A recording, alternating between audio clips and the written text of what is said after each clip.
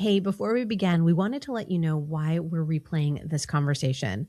So, this episode is about leadership, but not the kind that we have been taught about. It's not built on hierarchies, hustle, or even pretending that we're quote unquote fine. This is a conversation about belonging, about unlearning the systems we've internalized, about curiosity as a practice, rest as resistance, and what it actually means to lead without abandoning yourself or others. Our guest, Shoshana Allice, names things many of us feel, but don't maybe have the language for yet. We talk about decolonizing leadership, the difference between fitting in and belonging, and why safety, agency, and humanity matter more than performance ever will. If you've been questioning the way power works or felt the quiet exhaustion of trying to fit into systems that don't see you for who you are, this conversation is for you. Let's dive in. Welcome back to another episode of the Empowered and Embodied Show. I am one of your co-hosts, Kim Romain, joined as always by my other co-host. That's me, Louise Neil. I sometimes say Louise. I sometimes say Louise Neil. Anyway, I was going to say, did you forget me. your last name? No, I was like, how do I introduce myself? It's like, folks know who I am, but maybe not. Maybe this is your first time and you don't know. But yes, I'm the other co-host. And we have a great guest today. Thank you for having me. I'm Shoshana. And like you, sometimes I include my last name and other times I feel like my name is long enough that who needs a last name? Beautiful. I love that. So my daughter's middle name is Rose and in Hebrew, Shoshana. And she always wanted to go by Shoshana. And I said, well, that could be your stage name because it's a beautiful name, right? Her first name is also gorgeous. It's Isadora. I mean, come on. Right. What a beautiful pair of names. You did right by your kiddo. Thank you. Isadora Shoshana got a little bit much though. So we went with Rose. I can appreciate that. My middle name is, I know it is Leah. It's L-E-A. My parents have said it might have been Leah. And I'm not sure where the disconnect is. And I have this sneaking, uncomfortable sensation that it may have gone from Leah to Leah in my own head right about the years of Star Wars. That's okay. I may have been a little obsessed at that young age with do you remember the cinnamon bun hair? Cinnamon buns, yeah, for sure. But here's the thing, like, it's your identity. If you want to identify as Leah, then I'll be it, right? I dropped my last name for not Romain. Romain is my married last name and I love it and I'm happy with it. And it feels definitely my identity now. Yeah. But I dropped my maiden last name after I divorced my first husband. I had his last name and I didn't want to go back to my maiden name because that felt I felt very controlled by that name. And so I went with Kimberly Ray because my middle name is R-A-E Ray. And I'm like, well, that's a good last name too. So names. All right. I digress. Let's pop into what we start our week with on all of these episodes. What are we celebrating? Beyond our names, what are we celebrating? Are you asking me to go first? You can go first if you'd like. Yeah, there was like, who wants to do this? Really glad that I listened to the show often enough to know that that's how you open because it gave me a chance to prepare for the question. And that was a really interesting moment for me this week was like, oh, I have to really think about what I'm celebrating. It was a bit of a reminder to me that I need to make that a practice more often. And so in the world that we have right now, one of the things that I'm celebrating today is that I still live in a city where my wife and I can hold hands on the street, where we're going to go away for the weekend together, and I'm not worried about our safety. So that's a big celebration for me this week. And the other one that's maybe smaller and bigger at the same time is that I managed to get to the pool 3 times in the last 2 weeks, and doing those kind of things to take care of myself has been a real struggle for a long time. And so that I'm celebrating that I'm making real progress on that. I feel those both deeply. Thank you for sharing those with us. It is a practice, right? Like taking the time to just pause for a moment, get out of our heads, get out of like all of the vortex of noise that can swallow us whole and say, okay, what does my life right now, what does that mean? Where can I grab onto those things that are extremely valuable? And the size doesn't matter. Big, small, right? Like impact, like it all adds up when we celebrate. And that's why we do it. So yeah, I'm celebrating. I said I wasn't going to celebrate this. I'm celebrating age. I'm celebrating age. See how that came out? Didn't even want to come out of my mouth. You sounded much older with it. I've been on this journey for the last while, especially this last few months, about like really understanding the mindset that we have about our age, like the days that are behind us and the days that are ahead of us or not ahead of us. As we get to middle age, it starts to feel really crunchy. And so I want to practice celebrating that I am like, yeah, like here I am at 53 feeling fantastic, and I'm celebrating all of those things that go into that. And this week has been a challenge when I have some health issues or I'm not feeling great in my body all the time. I do wake up and I feel really old sometimes when it aches and it hurts. And it's like, yeah, that's okay. It's just temporary. It's not forever. But I'm celebrating. Maybe I'm not quite there, but I'm celebrating the shift that is happening to me and in my mindset. Yeah, that's what I got going on. I totally thought it was a different word. Oh, shit! You thought I was gonna say the shit that's going on. There's some shit too, but this is celebrations, not the opposite. I knew there was a question I forgot to ask before we hit record, and it was about whether it was okay to cuss in the show. Oh, yeah. I now have my answer. Thank you. You're welcome. Yeah, no, bring all of you. Yes, 100%. What are you celebrating? Me? What am I celebrating? I'm celebrating questions. I'm celebrating the power of questions. I met with my writing mentor, my writing coach earlier today, and I came in and I was like, so we can talk about what I'm writing, but I really want to talk about what is happening when I'm writing, because what's happening when I'm writing is a process that I'm not loving. It's leaving me feeling things that I don't want to feel. But in speaking with him, it's like, yeah, where you are in the process, I get why you're feeling that. I get why the process is looking this way. And oh, by the way, let's experiment, let's explore, right? Just like we do all the time, with in what ways can this process be adjusted so that it is serving you?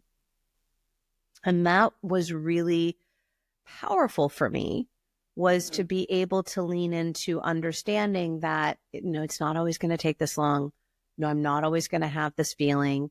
And yes, I will probably have some of these other feelings. Like one of the things was in my process, I definitely do better writing longhand, writing, pen on paper. There's just a more natural flow for me. So writing that, and I've embraced that, but moving that from the handwritten word into the computer, where I know there's going to be some editing, and that's fine. The minute I sit down, it's as though there's a cacophony of sound. There's too many voices. It's not just mine anymore, like what I have when I'm sitting down with my candle and my tea and my pen. And I realized that is, right? I mean, I talk about human design and I talk about my open head and my open ajna. And I realized that what's happening is because I'm literally plugged into the world, even though all the tabs are closed, except for what I'm working on. It's one of the rare times all the tabs are closed except for what I'm working on. I'm still siphoning in the energy of everything that my computer is connected to. And so I'm going to be getting these downloads while I'm just trying to edit the piece that I'm working on. And so right before we started, we were talking about I'm holding onto a piece of selenite right now. And it's because I need that clarity of thought, because I've realized that so much of my time is spent right in front of a computer screen attached to the world through the computer. And so asking that question of why am I getting these downloads? Why is this process feeling so long and so arduous and so heavy? And having somebody say, yeah, that's where you are in the process and it's okay, right? To regulate my nervous system. I'm like, ooh. So to me, that comes back to the power of question is just being curious about, instead of throwing something out completely and saying, oh, this isn't working. I don't like this. I'm not going to do this, right? Actually sitting with it and saying, okay, how do I find the comfort? How do I find, like for me, how do I find the ease? And how can I be curious about what's happening when I may not be able to stop what's happening, right? That constant download. So, yeah. So that's what I'm celebrating this week. It's a place. It's a space. It's a whole lot of shit is what it is. Right? I'm going to say it. So I'm curious. I have a question. I know we got like things to do and get on with the show. Okay, whatever. It's part of the conversation. So I thought, you tell me, I thought that writing was supposed to make you feel something. Like I thought that's the point of writing, like to feel something. Yeah. I don't want to feel something about I don't want to feel something about the process of writing while I'm writing and processing what I'm writing. But the experience of writing can absolutely elicit an experience, right? Sensations, feelings, emotions as we're going through it. I'm feeling feels about the process of writing. So I'm feeling something about, why is this taking me 2.5 hours to write 500 words? Like that shouldn't take that long, right? This should. So I'm hearing judgment in there. Right. Well, and it's because, and for me, this great session, I'm going to send you both money. Because I was always told, Kim, you're such a great writer. Oh, I love your writing. I love your writing, Kim. And so right now that I'm writing, or I'm working on writing, and this is why I'm working with a mentor, I'm working on improving my writing, but improving it in a certain way, and want to unlearn old habits and want to learn new habits. And in that process, yeah, those judgments, that growth space comes in again, where it's like, wait, I thought I was good at this. Why is this hard?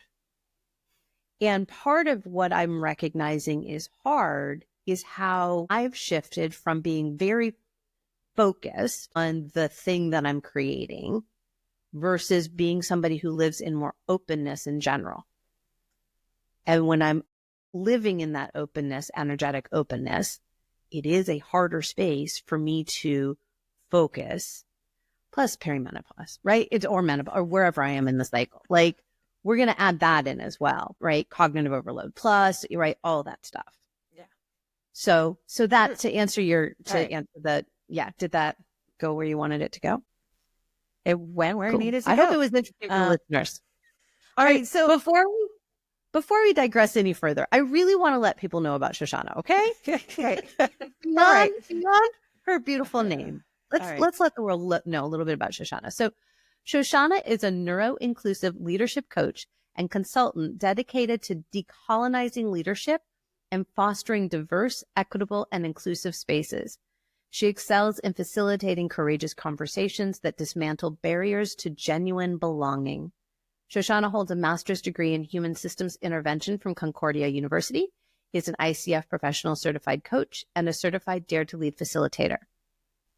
She is a disabled, neurodiverse, queer fat settler living on stolen Musqueam lands. And you're going to tell us a little bit more about those lands as well, I know. She believes the only viable pathway forward for humanity is through connection and interdependence. She is committed to working together for our collective liberation. And she included a quote from Lila Watson in her bio that says, "If you have come here to help me, you are wasting your time. But if you have come here because your liberation is bound up with mine, then let us work together." And it's absolutely love that quote. We use it on a regular basis in our home and in our work as well. So beautiful. Ooh, yeah. I know, right? Feel all the chills. Feel them all. Yeah. I sent it to you and I still I can feel the emotion in my chest and the chills at that quote. And it just feels, I think it's always been true, but it feels true in sharp relief to what is happening in the world around us right now. Yep. Yeah. Indeed. Yeah. We were talking a little bit before we clicked play around how Kim and I knew where you were from in Canada by the ancestral name of the land that you live on. And I thought that was so beautiful. It's something very new to me, but yet so beautiful. Tell me a little bit about like how important that is to, you've included it in your bio, but you included it in a lot of things. Decolonizing. Yeah. Yeah. It's interesting because I think there's a movement across Canada. I have no idea what they're doing south of the border, and whatever they were doing is probably changing, but to acknowledge the lands that we're living on. But the part of Turtle Island that we call British Columbia is unique in Canada because it's all unceded territory. Other parts of this country have treaties. And so for me, I just have this awareness around like the country of Canada has broken lots of those treaties. We have all kinds of sketchy parts of our history. And in this part, the First Nations that have been stewarding this land since long before all us settlers came here and brought fabulous things like so-called civilization and smallpox, they've been stewarding this land and we're uninvited guests. So I'm living on stolen land. And so I don't know what it's like in the other provinces, but I know BC First Nations have a really, like they're a force to be reckoned with in this province. And I say that with like such admiration and respect. And so I think things like land acknowledgements are a lot more common here. On some level, there's an expectation. If you're going to open a conference, you open with a land acknowledgement. If you're opening a meeting, you open with a land acknowledgement. And for me, part of it for me is making sure I don't ever forget, because a land acknowledgement can become this rote thing that you just do. And so I'm always making an effort, like if I'm delivering a program and it's not right where I'm used to being, whose lands am I on now? How do I pronounce these territories? So I'm in what we know as East Vancouver, which is, my understanding is specifically Musqueam lands. But usually this general part of Vancouver and area are referred to as Coast Salish lands, Musqueam, Squamish, and Tsleil-Waututh. And so, yeah, it's been a learning journey. I'm a white settler. My kiddo is Métis Cree from as far as we can track through his dad's line somewhere in Alberta. That's part of my connection to that as well. Yeah, so it's unceded here as well. So I am in the unceded territory of Kanien'kehá:ka on the colonially known island of Montreal, and I am a U.S. citizen.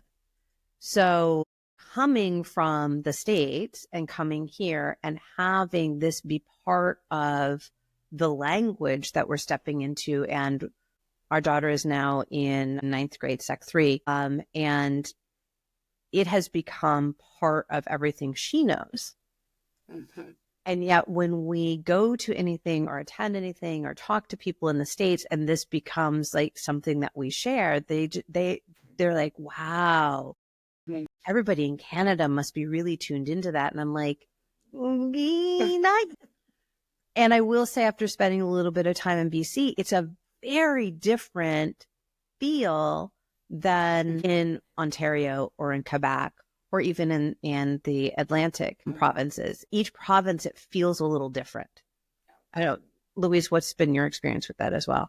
Well, yeah. And so I actually am here on Treaty 1 territory. So the very first, right, for me as a settler to understand what that is and how it has been broken and how it has devastated people here has been really, really interesting. I also take really, like, I'm very proud actually to be here, to say that I call this my home, because of not the fact that we've got it all worked out, but the fact that we are talking about it in a way that is bringing forth just more of like what has happened. So I'm also very proud to be like, this is the home of the Métis, right? Gives me shivers just to talk about that.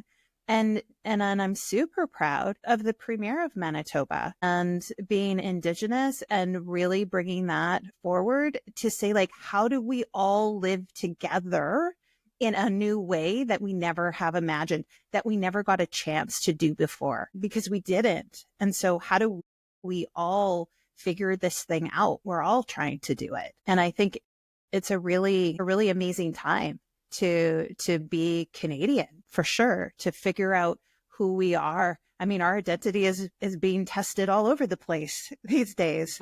And I think it's really interesting to do it in partnership without forgetting like the trauma that has happened before. How do we heal from that and move forward? But yeah.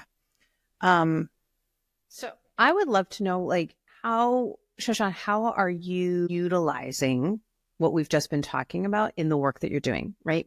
I use the words decolonizing leadership. And while I think I have a pretty clear understanding of that with the work that I do, I'd love for you to share a little bit of like, because I know when I read it, the bio, Louise was like, those are cool terms. Like, yeah. Yeah. It's interesting for me. So that phrase, that concept, that idea came into focus for me 2.5 something years ago. I went looking, like, what does decolonizing mean? Especially in a province where our BC First Nations are such a powerful vocal force. Like, is this a term that's specific to First Nations, to Indigenous issues and reconciliation? And the answer that I found was yes and no. It includes it, but it's not limited to it. Everything, fish don't know the water they're swimming in, right? And so if I track that metaphor into being human, the water that we're swimming in is colonial. It's shaped by late stage capitalism. It's white supremacist. It's patriarchal, misogynist, homophobic, fatphobic. I'm sure I've missed a bunch, heterosexist, et cetera, et cetera, et cetera, right? Like ableist for sure. And all of these, like, they're all interconnected. And they come from power over. They come from outdated human hardware that is still programmed for in-group and out-group, that is stuck in scarcity, joy, resources, all the things. They're all like a pie. If I don't steal your piece, I won't have enough to eat. And because I've been doing leadership development for 20 some years, and most at that time when this came into focus, most recently within an Indigenous context, I was looking at, so what do we believe about leadership? Where do those beliefs come from? All of the framework, most of the frameworks. Do a little YouTube search sometime and look for any of the common leadership concepts and to find somebody speaking on them. And what you will find are white men talking and the very occasional white woman, mostly Brene Brown, and very little else. And yet there are some amazing leaders and thinkers who are Black and brown and many other descriptors, but finding them in the YouTube algorithms is almost a non-starter. And so what if we start to look at leadership and rethink it and start to peel back the layers of how we do leadership and look at, do we want to do leadership this way? Are we doing leadership this way because it's actually the best way to do it? Are we doing leadership this way because it comes from all of that programming at an unconscious level? And so it hasn't changed in a lot of ways. It hasn't changed what I do. I'm a leadership coach. I teach people how to have hard conversations. I facilitate Brené's work on courage building. What it's changed is how I do it. And it's much more, it's like that subversive entry point to having conversations about intersectionality and privilege and humanity and how we can lift each other up and acknowledge where systemically it's just harder for some folks. We talk about courage, and have you ever been in one of those, in a facilitated thing, and somebody says, this is a safe space?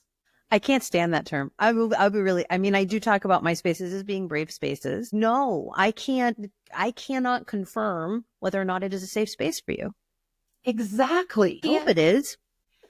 And so I really in my work, I talk with folks about doing our part to create a little more safety, to do what's within our control to make the space as safe as possible. And when we talk about, a big part of that work is about taking off the armor, which is what gets in the way of courage. I won't. I'm never going to tell you to take off your armor. I have no idea how much courage it took for you to get out of bed this morning. If you are a person of color, to go walk in public as a person of color. And for some folks, they're not going to resonate with that. Some folks of color are going to go, what's that white girl talking about? And others are going to go, yeah, just showing up in spaces as a person of color. A lot of the spaces I'm in, often as one or two in a room full of white folks.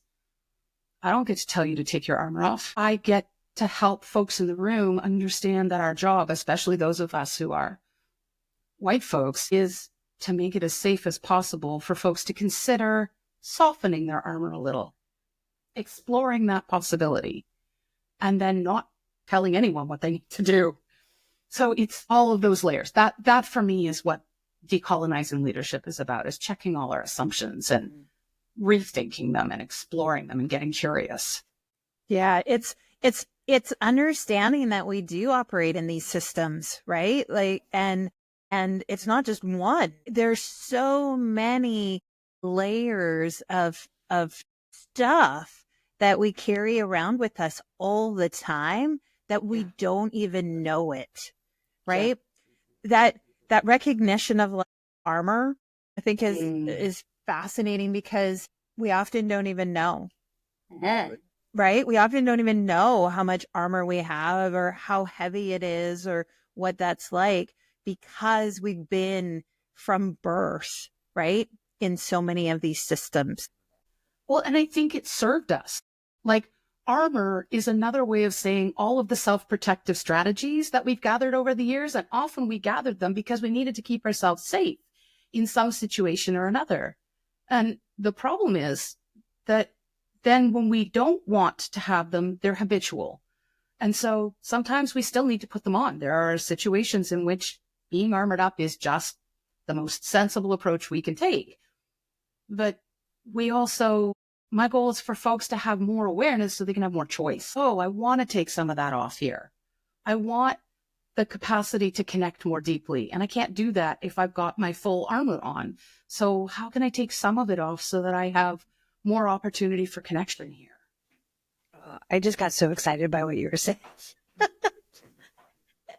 Well, I use, right? Because I use same concepts, different language. Right? Definitely the language of systems is definitely all over there, but it's this idea that we have created misalignments in our life, that armor, from who we truly are at our core, that we may not ever actually know who that person is, because we have created so many misalignments so that we can just show up, right? And so they don't feel misaligned. Right. And yet when we start to soften or start to create space for that armor, for those misalignments to shift, we go, oh yeah, that's not actually in my belief system. That doesn't fit with my ethos. Why do I have that thing?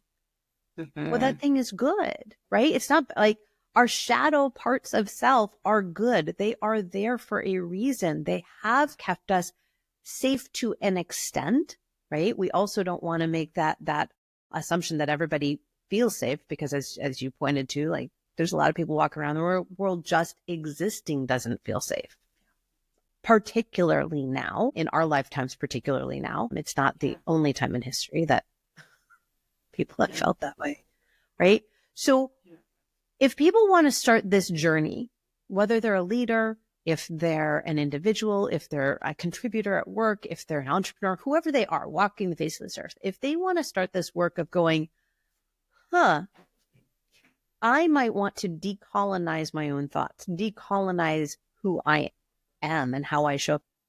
How do you suggest they start that process? Well, I would say if they're already asking that question, if they're asking that question, they already have. They've started the process. Because that is, when you shared your celebration at the beginning of the conversation, what flashed through my head was, tell me you're a coach without telling me you're a coach. And because curiosity is the most powerful thing we have. I think whether you're, a senior executive, an individual contributor, community member, a parent, like wherever you are, if you're willing to bring curiosity to, what do I believe about this? Do I believe my beliefs? Like, is that true? What are the assumptions I'm making here? What are the stories I'm making up? Can I stretch myself into the discomfort of seeing where I have privilege, and that has become such a loaded word, and yet it isn't good or bad because it's systemic. When I was young, I read People of the Pines. It was about the Oka crisis because I grew up in Ontario. And that was my entry point into starting to understand Indigenous issues in Canada. And I spent a number of my teenage years feeling deeply ashamed for being a white person. And at some point, I came to understand that, that didn't serve anything. There's whole bodies of research around shame being inversely correlated with meaningful behavior change and all of those things. But also I didn't choose it. But I do have a responsibility to use the places where I have privilege to see where can I lift up someone else. And also it's okay to acknowledge where I don't. I'm also disabled. There's all kinds of ways in which that makes life really systemically hard. I would say that's the other starting place. One of the other many entry points is, what are all the ways I've internalized limiting beliefs about my own identities? Being disabled in a deeply ableist society is tricky AF. The damage that my internalized ableism has done to me over the years has been exponential. Saying like, and I've seen that in lots of ways and in lots of layers around my ableism, around my neurodivergence, around being fat in a fat-phobic society that includes the medical community that's invested in quasi-science, So yeah, I think it comes down to curiosity and humility, like that willingness to unlearn. Yeah. That deep belief that there's another way. Like I've felt a lot of times too is like, there's this whole like this pushing energy that we just would push through, right? Just push through it. Just do it. Like, let's just do this thing, get to the other side, push, push, push. And for many people, sure, it works for a while, right? Depending on who you are, all of those things that can get you through, sort of, kind of. But when you're stuck in the pushing, like, it's like, can we just fucking stop pushing? Yeah. Like, just stop. That's not the only way through, right?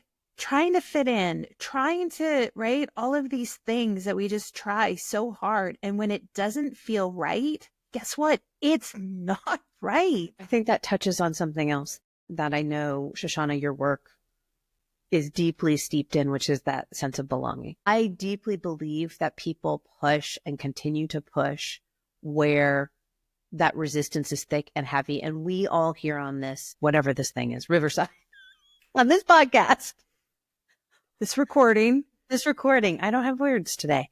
We all know that resistance is a sign to slow down, stop, assess, look. Like, we know that.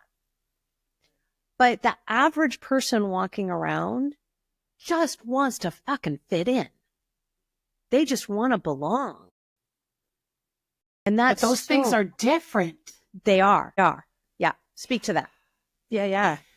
I mean, belonging is I feel so, I mean, we're hardwired for connection. Belonging is like one of the most primal human needs. I mean, we're wired for it from a safety perspective. Go back far enough to our ancestors, and you need to know who your people are and that you're safe in that community. And that way you don't get eaten by the saber-toothed tiger or taken out by the other tribe over there that's, fighting you for the animal that's going to feed your community for the next however many months, right? But there's a whole other rabbit hole there. But I think, belonging is about belong here, all of me, my beauty and my mess, my features that folks enjoy and the parts of me that drive everybody nuts, like all of me, just who I am. I belong here. Fitting in is about changing who I am so that I will be accepted into that group.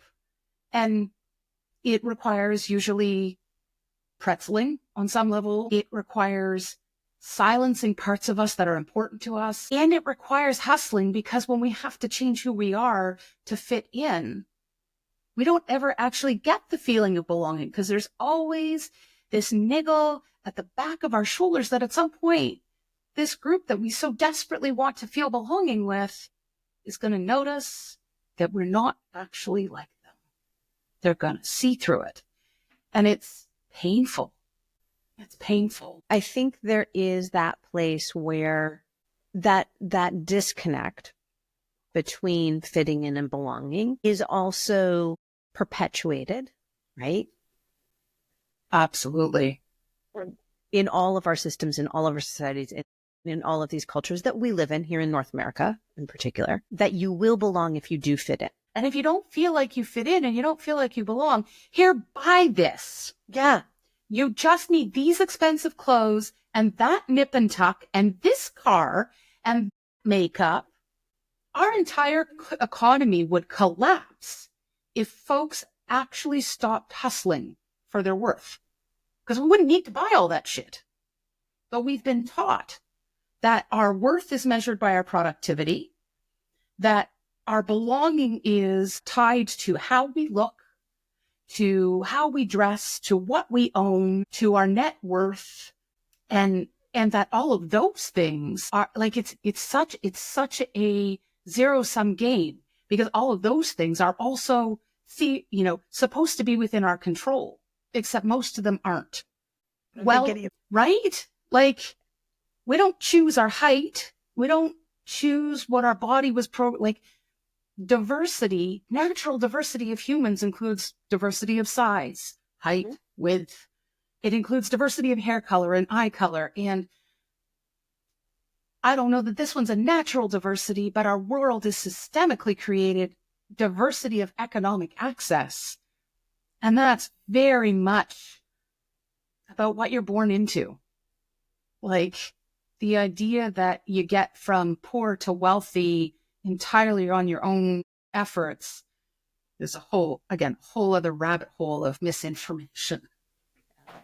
Well, and I want to throw in there what Louise was talking about at the beginning under celebration, right? Diversity of age. And going back to this idea of Indigenous teachings and Indigenous wisdom, how we've lost the wisdom of the elder. Yeah. And how that is like, right, as a middle-aged white woman, I am not worried about being picked out and persecuted, right? There's privilege in that. I can move freely through the world. I'm not as in danger as I was when I was in my 20s or 30s even, when it was a little bit more dangerous for me to move individually. And then, right, it's more dangerous for my mom at 80 to move through the world again. Like, it's this weird thing with age and, right, how we present in the world in terms of that gender identity as well. Yeah, I so many different we have to have you back, because I want to jump into all these rabbit holes. I'd love to. My life is a series of rabbit holes and soapboxes. I'm pretty sure of it. Oh, I love that. Rabbit holes and soapboxes. I think that's the title of a book. Actually, yeah, it would make a great book. Right? Well, and I find it so interesting too, is that we come together and here we are in like the mid of our lives, right? Mid career, midlife, whatever, mid something. We're in the middle, and we're supposed to have it figured out, right? We've had decades of life experience and career experience and relationships behind us, and we are supposed to, at this stage in our lives, have it figured out. And it's like, I feel like the opposite of that is true for me. I have become so much more aware of what not only I don't know at this point in my life, but I'm actually becoming more aware of what I do know. When I shed some of those systems, when I shed some of those judgments, when I put some of those things down, but we can only have this conversation amongst us because we're here in the middle. We can't have this knowledge or this wisdom that we have right now and have this conversation when we were 20. No 20-year-old is having this conversation because we have this evolution that we're going through that allows us to be here and to see these systems, to start to see what's going on, to start to see what is I'm going to use the word wrong, but to see what's like not working, what's crunchy. And we get to start to deeply feel these things, I think only because we're here right now, right? That we bring all of this stuff to it. I love having this conversation because I feel like I am like a kid in a candy store sometimes, because I'm like, oh yeah, that, and like, what else do you know? Right? Like, tell me more.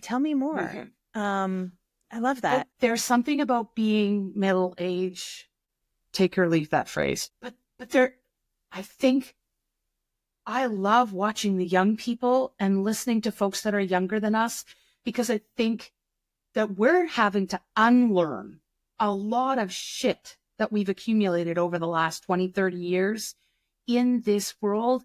And blessed, but while things are really scary right now in some ways, there is a quality of conversation and a quality of being that the younger generation has access to that we didn't. Think, I have an 8-year-old, and I also have a bonus daughter who is 27. So I have like this direct two very different generations there, and they have lenses that we couldn't even have imagined when we were those ages. Yeah. Funny, because listening to Louise, I was thinking, sit down and listen to the conversations that my newly minted 15-year-old is having with her friends. And I feel like those conversations and the conversations that I have, and I will say particularly with young Black women who are in their 20s, and what they see and how they perceive the world, we need more of that. Yeah. And we can learn so much through that. I mean, it is fascinating talking to my teen, and she's like, what do you mean you didn't have these conversations in this language? I said, we were going in the 80s. We went through very much, a group of people went through very much some of the same types of exploration and understanding, particularly around gender norms. There was a lot of that within my group of people. And we didn't have the language that is available now.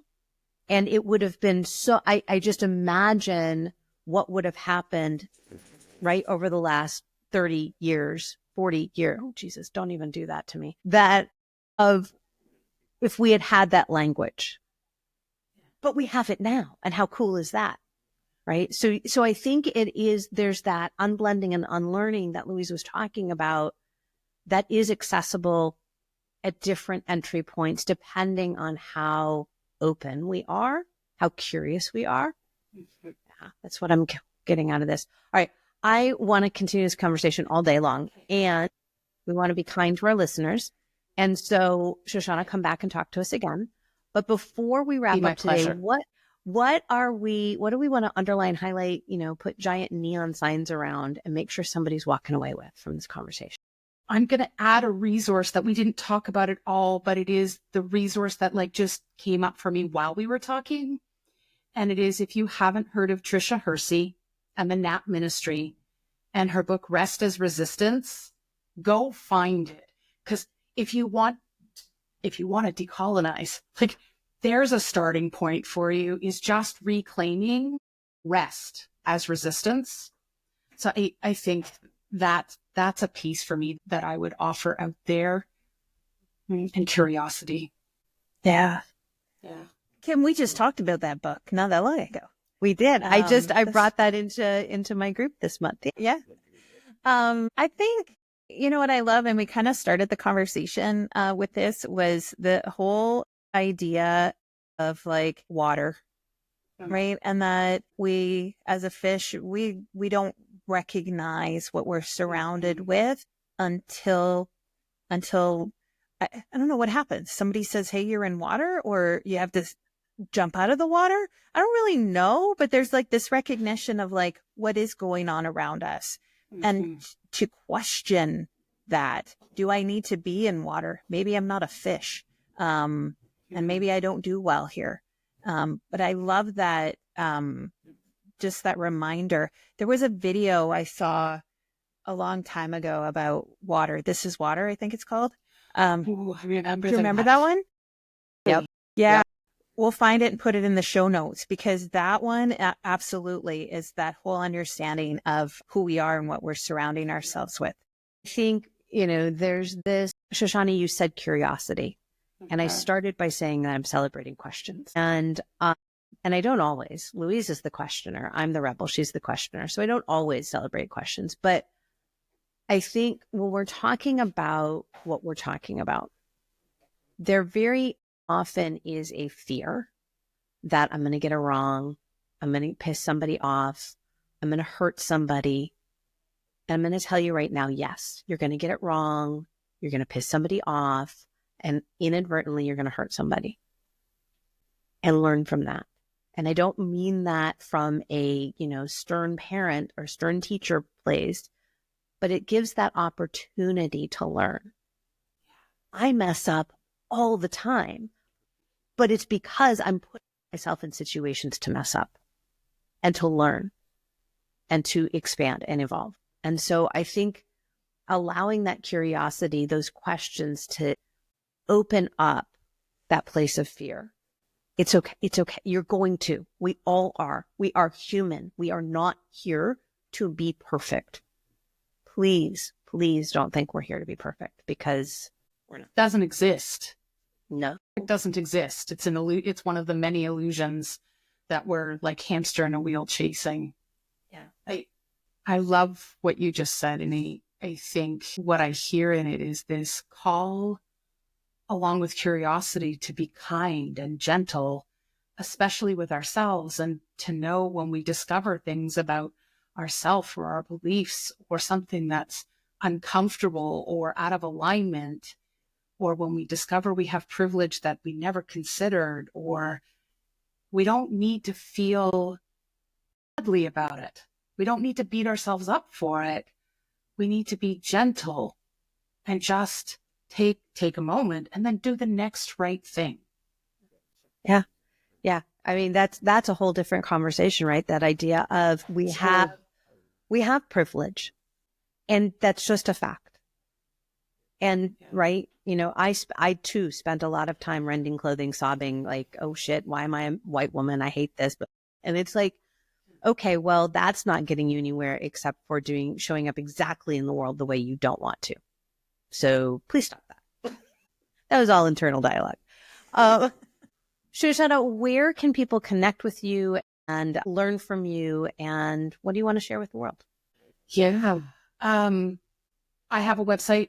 There's not a lot on it yet, but I'm hoping by the time this episode airs, I'll have gotten more there. So you can find me at decolonizingleadership.com. And from there, I'll either link you to useful information on the site or to my LinkedIn profile, depending on how much I've accomplished. Thing about being disabled, things move really slowly. But if this conversation was interesting for someone, reach out to me. There will be, if you can get to my website, you'll find a way to reach me. And I love having these conversations, and I love connecting folks to other resources when my capacity is low, and to doing this work when I have the capacity to do it. Well, we're so glad that you had the capacity to be with us here today to have this conversation. And for sure, we will be having more conversations with you. Awesome. These conversations feel capacity building for me because they fill me up. I'm so grateful for this. Thank you. Yeah, absolutely. And I hope, dear listener, this has been the same experience you've had, that you get a little more full at the end of our time together, because I certainly am. And I know Kim is too. So I want to thank everyone. Take care. Thanks, Shoshana. Bye for now. Bye for now. Bye, everyone. And that's all for this week's episode of the Empowered and Embodied Show. We hope today's episode has sparked something within you. Remember, we're all on this journey together. If something did resonate with you today, why not share it with a friend who might need to hear it too? You can find us everywhere you listen to podcasts. Don't forget to subscribe so you never miss an episode. And if you're feeling generous, leave a review. Your feedback not only helps others find the show, but also helps us understand what's most valuable to you.